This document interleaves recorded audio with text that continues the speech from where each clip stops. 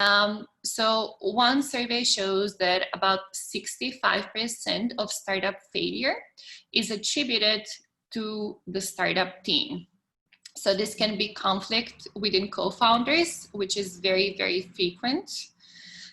It can also be motivation, and maybe one of the founders or one of the early hires leaving and then destabilizing the startup, or just the capability of the startup team and not having the right mix of skills needed to get the company off the ground. So building a startup, building your startup team is incredibly important. The good part is that you can learn this. There is a lot of research in this area, knowing that this is an important component. So you can learn it and you can also practice it. And that's what we're going to be speaking about today. So before we go into any of these topics, there is one important question that you as a current founder or maybe as a future founder need to answer. You need to answer this question so that you can have some kind of consistency when you start making decisions as an entrepreneur. And this involves going a bit deeper into your motivation. Why are you on this path? Why are you building this company instead of doing something else? Or if you just want to get started, then why would you really want to do that? The two main motivations are wealth. You want to have a big exit, just make a lot of money, or control, where you don't really want to report to anyone, you want to be your own boss, and you want to make most decisions. Why it's important to understand which one you're motivated by. Neither is better or worse. It's whatever fits your genuine motivation. And then you kind of recognize it, and when you make decisions, you keep it consistent. Trouble kind of arises when you don't keep this, when you don't keep your decisions consistent. When some of your decisions are wealth motivated, some of your decisions are control motivated, that doesn't tend to work out on the long term. And I'm going to explain exactly what I mean by this as we move forward. So for instance, the first decision that you need to make as a founder is whether you're going to go solo or whether you're going to get a co-founder. If you would like to maintain control, then you're more likely to remain a solo founder. And if you are wealth motivated, you're more likely to recruit another founder who can complement your skills and just help you move faster. Someone who can bring additional human, additional social, additional financial capital. And again, neither one is better or worse. Both can work. And there are many successful examples of people who have been control motivated and they have managed to build successful companies. With control motivation, it usually takes a bit longer. The process is slower since there are not that many people involved. And then with wealth motivated, you bring more people early on, and you also are more likely to go the VC route and raise funding. So relationships. If you're a control motivated founder, then you would look to, and you don't want to go solo, then you would look to your immediate circle of friends and family is a common one for comfortable co-founders. If you're wealth motivated, then you're gonna try and find the best ones. The risk in here is that there can be some tension arising later on, especially if you have someone with more experience, more skills than you. So there are some questions that need to be taken care of in the beginning, but again, anything could work. There is not one magic formula for how to make it happen. It depends on a lot on what you want, what your own personal circumstances are. Roles, if you're a control motivated founder, then you would want to keep control of decision making and be involved in all different areas of your company. And if you're wealth motivated, then you would want to move a bit faster, so you would delegate decision making, and early on you would assign areas of responsibility to the different co-founders or early hires on your team. And of course, if you are control motivated, you would want to maintain as much equity as you can. And if you're wealth motivated, then you're more likely to share equity, which might seem a bit counterintuitive, but by bringing more people on board early on, especially experienced ones, you can grow the pie. You might have a smaller piece of the pie, but it would eventually be worth more. So these are just some of the initial starting thoughts. If you have just kind of started working on something, it's just you, these are some important starting points to think of. And the very first question that I would pose and ask you to reflect on is, what do you really care about? Is it wealth? Is it control?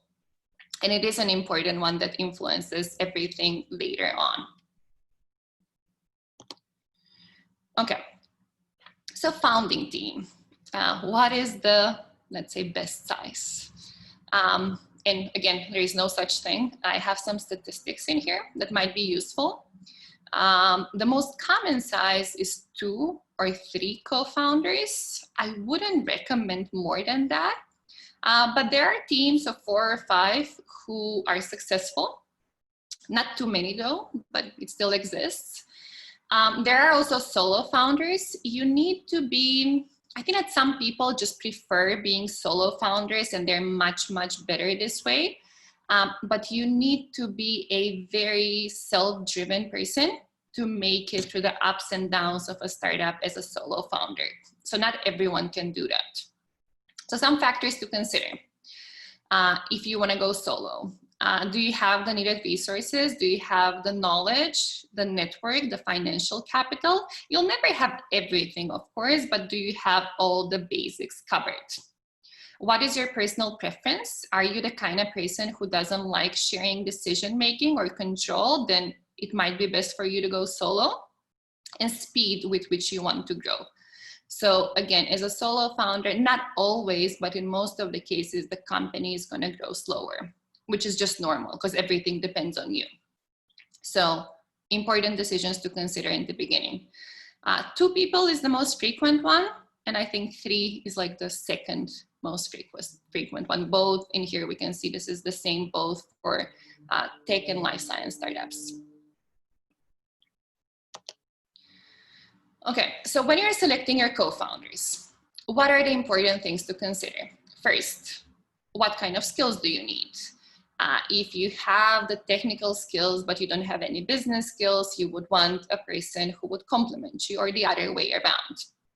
So that's the first thing that you consider. Second one, again, very important, is the social capital. You don't really want to select a co-founder that has had a very similar life trajectory to yours, where you have the same network. Ideally, you would want a co-founder who just knows different people and can pull in different people as the company starts growing. And then financial capital. If you're a student, it might make sense for you to go with someone experienced who maybe would be able to invest in this startup as well. So these are some of the factors that you might want to consider as you're selecting the first people who are joining your team. So where do you find them? Data shows us that the most successful startup co-founder relationships are prior coworkers. Why is this good? You know the person in a professional capacity. You don't have the friend relationship, which sometimes can make you make decisions which may not be in the best interest of the company. And you have already worked together and you know how each one of you works. So prior coworkers is a good place. Where do classmates fit in? Classmates can be good co-founders if you know the person in a work capacity. So for instance, if you worked on a large project together, then this could be a good potential co-founder. If it's friends, then it would fall in the friend category. Strangers, so I have ordered these in kind of like how likely they are to be successful. And again, there is no magic formula. For some people, it works co-founding with family, but those are the least frequent cases of successful co-founder relationships. So it's prior coworkers, classmates when it's work-based, not friend-based, strangers, then friends. Friends can work, but there need to be very clear expectations from the beginning that decide who does what, how do you resolve conflicts, how you kind of like go through different scenarios of what would happen when maybe making the best decision for the startup versus making the best decision for your friendship could be different. So friends, co-founder relationships work if you discuss those things later on and you kind of develop a mechanism through which you address any upcoming challenges. And then family is the least likely to work, but again, for some people it does. So prior coworkers, most frequently, those are the most successful co-founder relationships, and then family might be the least one. Okay, so as you bring these people on board, early decisions, you want to decide on roles and you want to decide on titles. It's better to decide this early on before there are customers, before there is external funding. I wouldn't recommend having a shared CEO position. It's good to have one person who's eventually the CEO of the company, and it's also good to discuss that early on. Equity split is another important decision that you need to make, and I'm going to share a bit more about this. An equity split, so most VCs would say that if you've split 50-50, if it's just two co-founders, that's just a very lazy split and it's not looked favorably upon. Because you need to take a few factors into consideration and you need to have some uncomfortable discussions in the beginning. There are quite a few guides online on how to have those conversations, and you need to make sure that you did have them. It could be that at the end of this conversation, you decide to go 50-50, but then at least you know why. If you just decided to go 50-50 because you're two people and there was it, it's going to be a bit more difficult for you to raise funding, or your VCs, if you're raising money, might ask you to revisit that structure. So let me share something here, and then we're going to go into Q&A. So this is, and we can share this as part of the materials that go out of this. If you participated in Spark, or well, if you've participated in Spark, you might have seen it. But there is this guide that was set up by the UPenn Law School that I like a lot, that guides the conversation among co-founders. And I would advise anyone who's bringing a co-founder on board to have this conversation early on. There are some uncomfortable questions in here, but at least you have a guide that just, you don't need to kind of like come up with these questions yourself, but you can go, okay, this question, let's discuss it. This question, let's discuss it. You make decisions, you write them down. So you start with strategy, understanding where you fit in. I'll explain ownership in here. There are some materials on how to decide on ownership as well. So what do people contribute? How much capital is each person contributing? And then there is something called a vesting schedule, which is also important and is explained in here. This one has questions on how to make management decisions. And there are like some difficult ones, like what happens if one of us wants to leave? So you discuss that and you make a decision. What happens if one of us wants to sell the company and the other one doesn't? And again, you make a decision, you write it down. What happens if one of us becomes disabled? So like all of these, maybe even unlikely scenarios, they are important to discuss them early on. What happens if like you decide that this doesn't work and then maybe one person wants to take it forward? Can that person do that?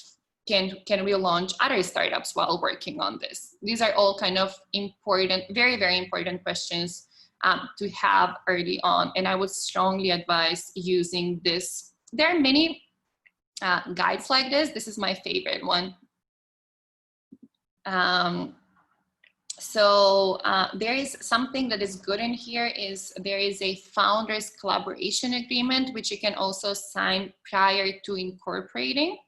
And this is a really good template that you can really copy it and just modify it based on whatever you decided. And when you go into how to split equity, there are some questions in here that could be helpful. It's never straightforward. You need to kind of create your own formula in here. But there are a few questions that I think are good. So here, who came up with the idea? There is usually some kind of idea premium. It doesn't have to be, but most frequently the person who came up with the idea gets a bit more equity. If there is IP, who has the greatest stake in that IP? Who developed the technology that's necessary? Are there any kind of like other copyrights, trademarks, something that's more tangible that either founder brings to this relationship? Is anyone providing more startup capital than the other?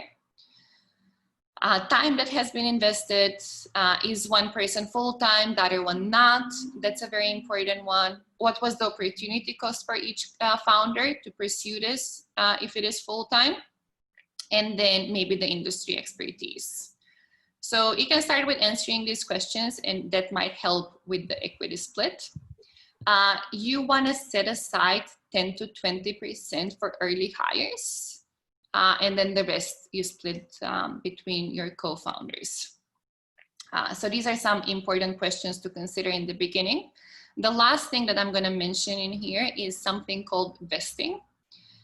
If you haven't heard of this term yet, what it means is that neither you nor your co-founder, your early employees immediately gets the equity.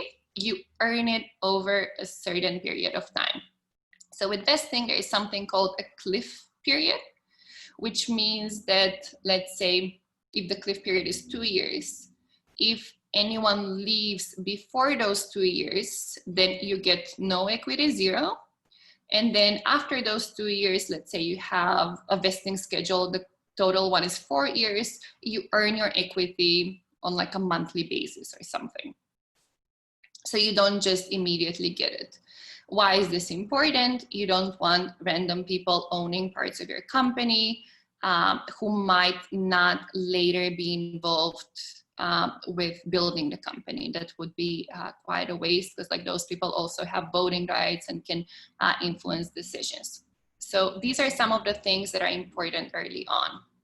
And I think that I'm going to stop here, and we can take 10 minutes for any questions that are coming up on specifically the founding team, the co-founder relationships.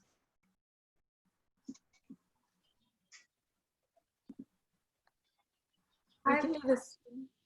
Oh, sorry, go ahead. For like teams that are made of family members, do you think that the conversation about like equity and stuff, like what if they share the same like bank account? Like then what? It's still important because you never know what happens with personal relationships as well. So sometimes spouses can decide to find a company. It can put a lot of strain on the personal relationship as well.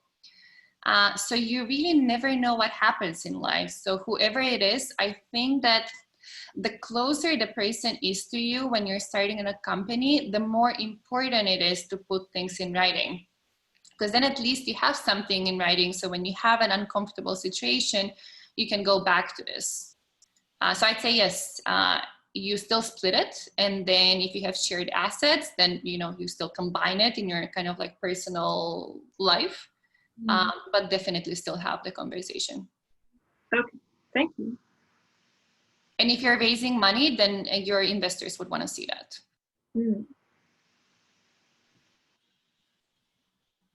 Thank you. I have a question. Yes.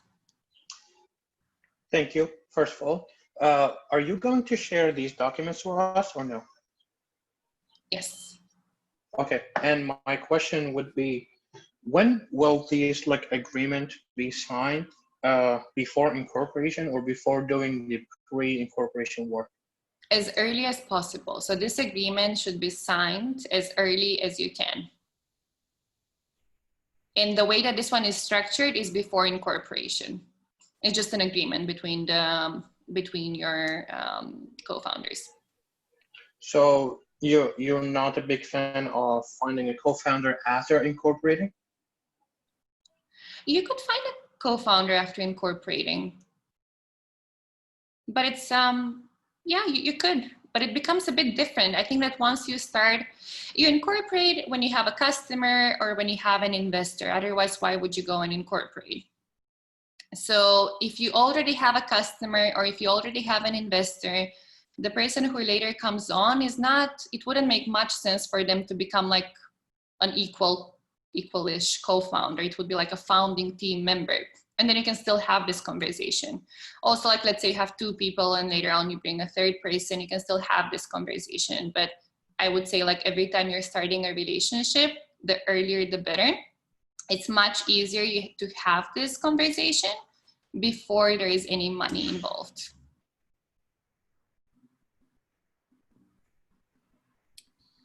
Hi, I have a follow-up to that. What if you're a solo founder who already has an incorporated entity, but for growing the entity further, you need to bring in the right type of talent, and maybe they need to become part of the founding team.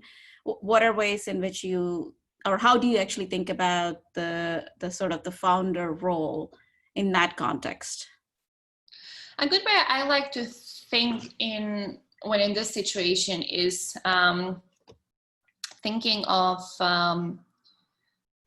let's say this is the company, there is someone joining, you have already worked on something, there is someone joining, and you have a vision of what this company can become and how valuable it can be.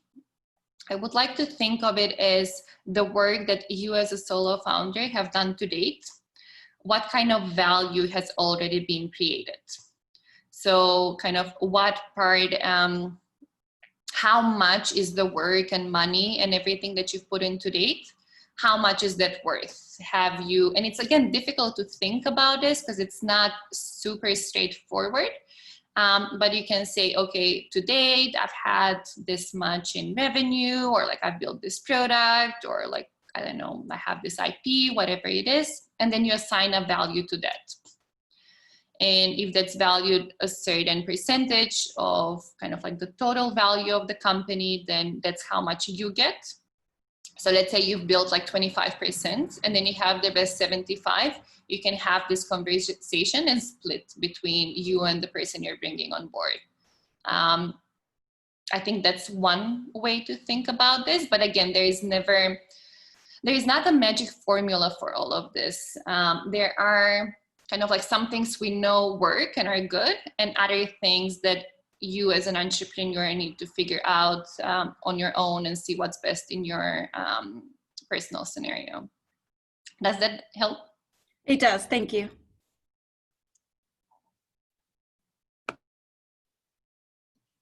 Okay, if there are no more questions on the founder. Oh, Bozhanka, can I ask a question? Sure. Oh, Francis? So if you had a team, if you had like founding members during the concept ideation, but then once you're in the MVP development, they're no longer participating or contributing, what do you do at that point? Like the people who are at the beginning, they're no longer contributing anymore. They're kind of like, their motivation has gone down and they're no longer participating in meetings and such. What would you do? They shouldn't have any ownership of the company. That's going to be very difficult if you just have people who are kind of involved in the beginning, contributed, but then left for a few months. They shouldn't have, and you should have a conversation and kind of put it in writing that they don't want to be involved. Because in case, I don't know, this becomes like a super successful company, you don't want anyone coming back and being, oh, I contributed in the beginning. So what if you've had that they don't want to In continue. writing. What if you have the conversation with them, but they keep saying, oh, I still want to be a part of it. Like they're not contributing any work at all, but they keep saying they want their name on it, even You though set standards. You can set standards in deliverables, in time commitment, and then if they're not respecting it, then you can kind of like say, well, you're not respecting it. I give you the same way as when you have employees. I give you like the next month to fix it, and if they don't fix it, then the rest of the team sends an email and says, I'm sorry, this is not working out.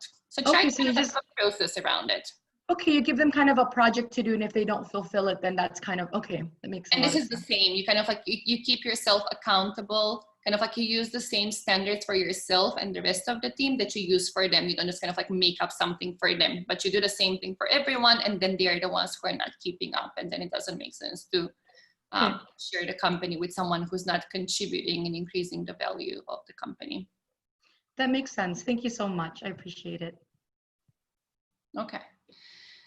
If there are no more questions here, Bozhanka, this is Manish. yes. I have a couple of questions. First one is, why would you think that VCs would feel it to be problematic if there is a 50-50 split between two co-founders? And my second question is, how do you determine who would be the CEO? I mean, sometimes it happens that probably one might have started that or put forward the point, but typically when the CEO is someone who should be going out and projecting his company and talking to investors, typically investors also see how charismatic the CEO is. So that would be a very difficult conversation to have, who would be the CEO, how to actually navigate that. The startups that succeed are the ones who can have those difficult conversations early on. And I know that it can be challenging. Those teams that postpone those conversations are the ones that fall into that 61% statistic of the startup failed because the team just fell apart. And it's very common. It's really, really common. And it's difficult to have those conversations early on. But basically, the way I think about it is you have it. And then it's very uncomfortable for a few hours. You write it down and then you forget about it. Then the decision is made and you go back to building the company. Why a 50-50 I think is not the optimal one, and it's not like me thinking, most people think this, at least like most investors or anyone involved in this space, because it's better to have clear decision making. So if there is a tie, you want one person who can make a decision on big ones. And most of the time co-founders, so like big ones, should we sell, should we kind of like take money from this person? You can agree that you need to have approval from everyone who has equity, for instance, or like the main stakeholders. Mm-hmm. But the 50-50 split is considered to be the lazy split, and it's a sign that the founders did not want to have the uncomfortable conversation. Again, you can have this conversation and say, yes, this is all equal and we're all equally contributing and we're bringing kind of like the same things, and it can happen. It's not very frequent, but it's important to have it. And that CEO conversation is really important. Something that happens, especially with student teams, it's like, well, we'll figure it out later on, or well, it's not important. And then the person who maybe wants to be the CEO pretends that they don't want to be the CEO, and then there is a lot of tension that comes up later on. The most frequent one is that the idea person is the CEO, but sometimes the idea person doesn't even want to be the CEO. If they're like a technical person, maybe they want to be something else. So you can see first, maybe like the person who has most equity would be the CEO. It's a difficult one. There is no kind of formula, again, for deciding who it is. Yeah. It depends on who the people on the team are. I have seen successful startups, not that many, a few, who have like a shared CEO title, but then you need to have responsibilities very clearly split. So anything, I don't know, product related, one person makes decisions. Anything sales related, one person makes decisions. If you end up having investors, it can become like, a bit tricky. Maybe you can decide what one person manages the investors. So you need to have really, really good communication if you decide it. I wouldn't recommend it, but again, it can work. On rare occasions, it can work. Yeah, okay. Thank you. Okay, So now that we've covered your starting team, I'm going to go back to what happens beyond the founding team. So let's say now you have your co-founder or you decided to go solo, what happens next? And I'm gonna come back to this control versus wealth motivation, because there is a very significant difference in how founders make these decisions based on why they really started this company. So people who are control motivated and want to keep control of their company tend to hire within their close personal networks. So friends, family, people they've worked with before, people who are founders who are motivated by maximizing the financial value of the company, hire more broadly. So within their networks outside, the focus in here is who is the best person we can get, not kind of like how much I maybe trust them in the beginning. Trust is important, but you all can also maybe have different mechanisms of establishing that trust. Roles, if you're control motivated, of course, you wouldn't want to delegate decision making too much. If you're wealth motivated, you would want to have, you will need some brain space and time to kind of focus on what you do best, and then just delegate responsibilities, which can be difficult to those early hires. And then on the reward side, if you want to keep more of your equity, you would hire more junior employees who would naturally be less expensive. And then if you are wealth motivated, the tendency would be to hire experienced employees and incentivize with cash if you have cash or otherwise equity. Again, in here, if you're giving out equity, it's very important that you don't start with just like giving away parts of your company, and you have this cliff period and you have vesting and all of that to make sure that people who are joining your company, who have part of your company, are staying with you. So if someone is kind of like helping you out for a couple of months, they definitely should not get any part of your company. So roles. Initially, when you don't have enough funding, you would have contractors, and then later on you can move them to full-time employees. You could have advisors, consultants, partners, so different roles, just being creative and starting to bring other people on board. So fit, as the person who's leading the company, it's important to understand what the gaps are. So to understand what you are good at, what your existing team is good at, and what is missing. Something that is interesting, in the early stage of a startup, it could actually be better to have more similar people. So to have a less diverse team, let's say, in that like very initial stage, because then you can grow faster. You don't have that much disagreement.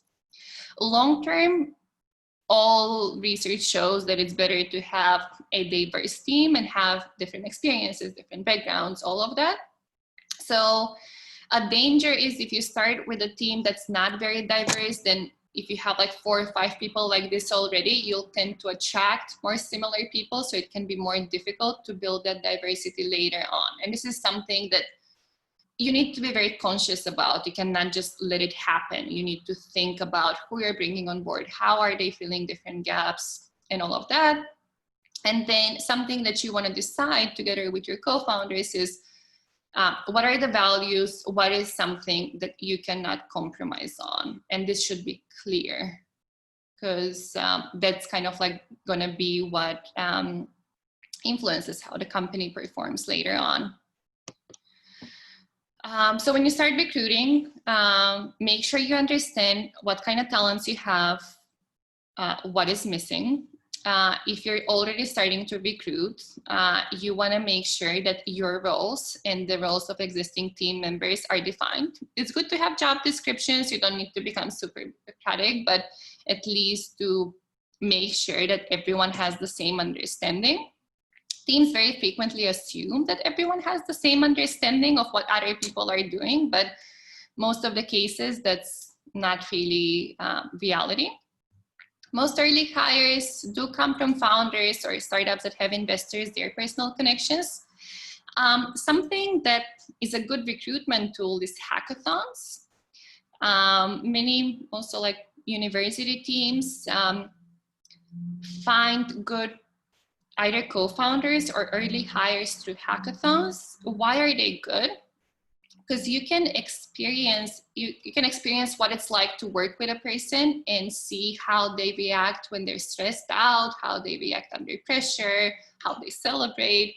So you kind of, in 3 days, you get to see what would happen in like a month or so. Because you just go through the full process of building something and you see if you can kind of click with that person. And then like, it's also, you go outside of your network and you can meet new people. So that's a pretty good recruitment tool. If you're looking for co-founders or early hires or early founding team members, you can try and go to hackathons. Even now, there are hackathons that are organized online. So selection, make sure that there is a test period. In general, the advice is that you hire slow and you fire fast. Onboarding, you want to make sure that you facilitate connections with existing team members, especially if the team is now working remotely. You cannot assume that this is just going to happen. You need to support that process in the beginning. Make sure they get to know others, describe what they're going to do, what their responsibilities are, outline where you expect them to collaborate with others, define goals and all of that. Something that's important is you want to facilitate them experiencing achievement early on, especially if it's a difficult position in a startup. It's such a volatile situation. You don't want them in there for 3 months and then they haven't managed to kind of accomplish that much. That would decrease their confidence, and that's the opposite of what you want. So helping them experience achievement just as they're joining your team can be quite important so that they start feeling like they're contributing and also become a bit more creative. So this is the second part around the hiring team. And again, I'm gonna take like 5 minutes and see if there are any questions in here, and then we're gonna cover the last one.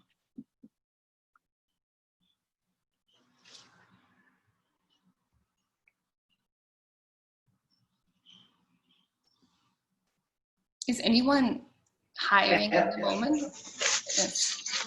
I guess we could ask some.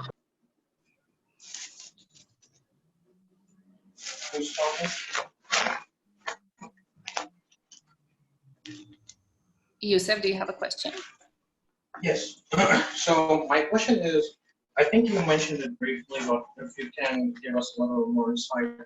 If you don't have money to hire, what do you need to spend? How do you do that? If you don't have money to hire, how do you do that? Yeah, and like you're in the phase where you need more capital. Well, you could get students to work with you. I think that in your case, at the moment, for instance, I know that IBS is giving summer stipends to students who are joining, students who are, can we just make sure everyone is muted? Thank you. So you can potentially hire students. You can look up IBS students who might be looking for an internship, and then the school is giving a summer stipend and supporting them. So that could be one way. You can hire contractors and consultants where you don't need to pay them a full-time salary. You can give equity, like smaller percentages, and incentivize them with something like that. You can help them learn, help them have an experience in something that they want to learn. So you need to be creative with it. That's a very difficult one, and that's where some entrepreneurs are better than others. So it's a skill that you can develop, and you kind of like just need to practice your resourcefulness and just be on the lookout for any opportunity out there to get people to help you build it. Does it help? Yes, the students are in this. I'm not sure if there was another question. It's a bit noisy. Oh, no, I said the student idea is very helpful. Thank you. Our team is currently hiring right now. We're looking at hiring technology development interns, and I'm wondering if it's appropriate to give them like a mini project to see their like app development skills and everything and what you think about that. Yeah, I think that's a good idea. Great, thank you.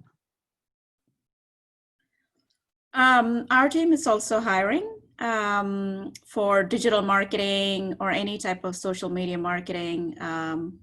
If there is student interest in that, I would love to chat further. Maybe you can just post links so Yeah. anyone on this call or in the future can reach out. So a link or an email in the chat. Will do. Thank you. Francis, Arabi, do you want to share what your startups do? Oh yes, I'd love to. Arabi can go first. Yeah. Sure, thanks. Hi, I'm RB. The startup we have is MTech Care Labs. We actually focus on elder care. So it's a software solution that we are developing for families to manage in-home elder care. And we are currently prototyping at the moment and doing very detailed customer discovery, hence the marketing aspect and focus on building an active online community of users to engage with them further. Okay, so marketing person. And Francis?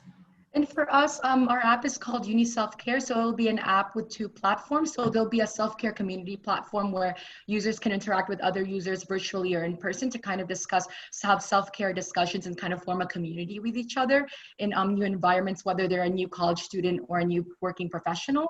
And we also have another feature called the Uni Self Care Partner Network, where users can get in touch with small businesses and they can kind of set up and facilitate meetings at these small businesses. And this will be a way to kind of help the users recover from COVID-19, from the loneliness and isolation of the pandemic, as well as help small businesses recover. And we're looking for app development interns to kind of help us make the MVP of the app. Okay. Thank you. If there is anyone who's hiring, you can just share it in the chat. Okay, so I'm gonna move to our final part for today and share my screen again. And the final part, I just wanted to touch base on something that's very relevant as you transition from being a founder to becoming a CEO, which is something that you might need to deal with in the very near future. So something that happens in this transition, this is usually after you have some kind of product market fit, you have you have like a functional MVP of your product, you have customers, and now you need to start scaling. So at that stage, as a founder, you start moving from having product skills to building your people skills. What is important in here is that you start making yourself redundant in the day-to-day operations. And then your focus, if your focus up to that point is making sure the product works, making sure you have customers and all of those steps, then you start shifting it. You let your other qualified team members do that. And then you focus on learning how to really build a strong team in an organization, which is the distinguishing factor if you want your company to scale. Something that is very, very important, I'll come back to the previous slide, for founders and entrepreneurs is something called skills agility, which is this ability to just gain new skills quickly. What happens when you're in the entrepreneurial space is as soon as you learn how to do something, you need to delegate that to someone else. And you need to go again in a territory where you feel uncomfortable and where you're learning again. So entrepreneurs who successfully build companies are the ones who are good at it. The ones where you hear the CEO being ousted is also very frequent. And sometimes even founders themselves recognize that they don't have the skills needed to guide the company in that next stage of development. And then they prefer that someone takes over. So having this ability to recognize that you need to develop new skills and then develop them quickly is what sets the best entrepreneurs apart. So what happens after companies have achieved this initial product market fit, the founder or the CEO needs to start moving from being focused on the product to being focused on people. And then 50% of a CEO's time at this stage, during the scaling stage, is spent on HR. And you cannot outsource it. You could have a recruitment agency at that stage that helps you out. Entrepreneurs describe kind of like building a product as an obsession. And there is a switch where that obsession needs to become building the team. There is this one graph where you have this growth rate. This is a graph by Steve Blank, which is just adapted for this, where you kind of like have, as you're going through your product market fit, maybe getting the first funding, your growth rate might even slow down as you're setting your capacity to scale. In here, you have this premature failure risk. This is a very common point where many startups fail. They've shown that there is a pain point. They've shown that customers can pay for it, but they cannot build the infrastructure needed to move from just being, I don't know, a team that works in a basement, if we want to think of it that way, to an actual company. And then this is exactly where that skill transition happens.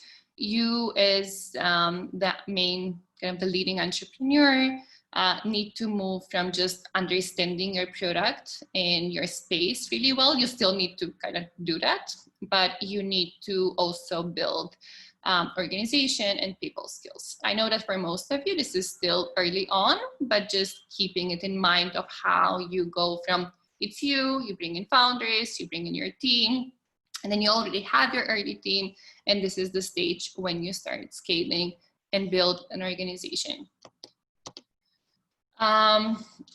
This is just a way to build, I call them entrepreneurial muscles. So to build those new entrepreneurial muscles, there is one approach that is frequent when you're building muscle memory when you play sports. And just a small framework that can help you think about this. So the first stage, whether this is you're transitioning from product to people skills, or you're just gaining any new skill, it feels very uncomfortable in the beginning. So the very first one is that you recognize what is the skill you need to build. Then you craft the visual image of what it means to be successful. So some call it almost like similar with manifesting something, but it is important to imagine it and to imagine what it feels like and to make it as real as you can in your mind. Then you focus. So if there is like, you have something that's the main thing right now, you focus on it, and then you just go and execute it as much as you can without overthinking. You go with like a small one whenever there is something new you want to build. It feels very uncomfortable. So you start practicing, you do a small one, and then every next time it becomes easier. By the time you're good at it, you move on to the next skill. So very, very important to remember that as an entrepreneur, this is the core component. You need to constantly be building new skills and just learning. Many people in the startup space read a lot, learn from others, just, I don't know, listen to podcasts. Podcasts never really became my thing. I prefer reading, but many people do kind of gain new information that way. And I'm just going to end this with building your startup team. It's important to know that it's a team and it's not just a group of individuals. Okay. And we still have about 8 minutes for any questions you guys might have, either on the last one, skills related, or anything else we discussed so far. I have a question. Yes. So, how do you feel about like having your first team not be real team members, but more like outsourced work. So like, let's say you're building an app, but instead of like hiring a like person who can build an app, you like hire an outside company that will like build the first model for you, and like that's it. I think that that's okay. If I assume in that case you want to be a solo founder, maybe you have two co-founders, but none of them has the technical skills. I think that it is okay, it depends. So if you're building a startup where the main value of the company is the technology, then you cannot go and outsource it. You need to see where the main value is. If the main value is not this app, then yes, you can outsource it. But if the main one is this app, it's going to become very difficult to build something of value. And why that is, you want the person who's, if it is the core value, you want the person who's building it to be involved in what's happening in the startup as you're growing. So as you're getting insights from customers, you want them to understand it, and you also want them to have ideas and contributions where you don't exactly tell them. Sometimes in the beginning it might be necessary, and then you can have a plan on how to change that. So I'm not saying no, that you cannot do it like that and that's wrong. There's no one right way, so it could be. But ask yourself just like two questions. One, is this the core value of what my company does? If it's no, then fine, you can outsource it forever. If it is, then have a plan of how you're going to change that, and you're not going to have contractors doing it. Okay, thank you. I have a question. Yes. Thank you. You mentioned wealth, like driven and control driven. Mm-hmm. So if the person wants to have a co-founder but can't find one, Mm-hmm. like you said, usually it's either co-founders or solo, and waiting until a co-founder shows up is probably not the best. So okay, I want to start in doing some stuff myself as a solo, and then keep looking for a co-founder. What if I didn't find one? That's kind of, again, a personal question. I would say the main question for you is, do you have this persistence and resilience and self-motivation to continue doing it on your own? So it might be good to speak to other people who have successfully founded on their own and see what kind of challenges they faced. So at least you know what to expect. Maybe you can join groups of entrepreneurs. There are some programs where you can, well, there are programs on campus, of course, where you can work with other entrepreneurs, but there are also networks of entrepreneurs where you can have kind of support from others who experience the same things. There is a big loneliness component when you're building something, because most people around you will not understand what you're doing. So you want to make sure, if you don't have a co-founder, at least you're in an environment where other people are going through the same thing, and then you can discuss challenges that come up. But you could be a wealth-motivated person, founder, and then go solo. It's just not that common. If you're wealth motivated, you would want to go a bit faster, and then you're more likely to bring people on board.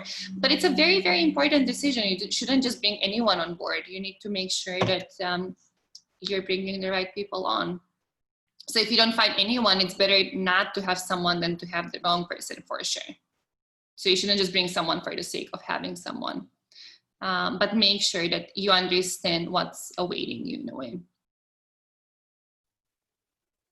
Yep, thank you. I think we have time for like one more question. Bozhanka, I have a question. Typically, as entrepreneurs, we always want to scale up quickly or grow as fast as possible. And in the process, we also would want to go for pre-seed or seed funding from the investors. I mean, what are those basic things that we need to check off before actually going to them? I mean, my question is, what time is too soon to, I mean, to actually go for funding from outside?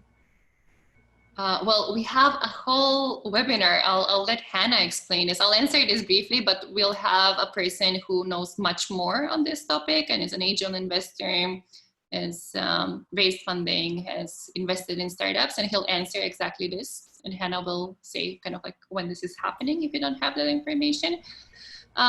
You need to have the very simple answer is you need to have product market fit, or at least have evidence that you can have product market fit. And then we'll have like a whole hour to speak about this. Sure. Okay. And I'll pass it on to Hannah to just close the webinar and maybe share more about the upcoming series. And thank you, everyone. Thank you. Thank you. So next week we have Dan Scheinman, and as Bozhanka just said, he is an angel investor. He has been involved in 2 IPOs. He has helped, been involved in, I think, $50 billion of value creation. So this guy knows what he's doing. And he did say he likes when people have a lot of questions. So there'll be a lot of Q&A. And Great. I'm sure he can answer your questions, Manish. Yeah. When is it happening? Tomorrow? Next week, Next week. Okay. this link, Yeah. 5:30, same time. Yeah. Sure. Okay. Have a nice evening, everyone. Thank you. Thank you. Thank you. Thank you. Thank you. Bye. Thank you. Mm.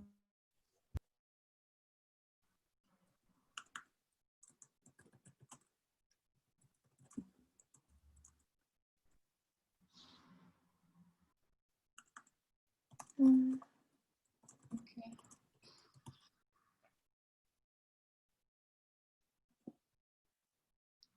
Well, I don't have much kind of follow up. Oh, we're still recording. Oh,